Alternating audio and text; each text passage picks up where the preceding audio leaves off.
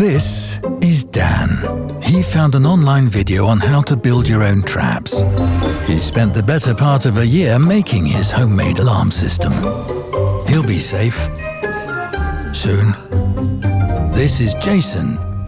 His friends think he's super into Scandinavian design. He isn't. He feels safe believing the less stuff he owns, the less stuff thieves can steal. And Emeko. She loves her dog Coco, but can't help but wonder, would she feel safer with a trained guard dog instead? This is Santiago. He loves his mother very much. He moved out years ago, but continues to visit her daily to ensure she's safe. His mother, on the other hand, just wants one evening alone. Emma only feels safe leaving her home if she leaves a light on. It started with one light.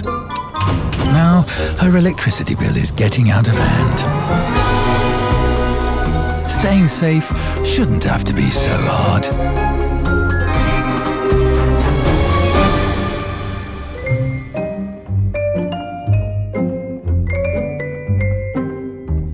Yale. Security made simple.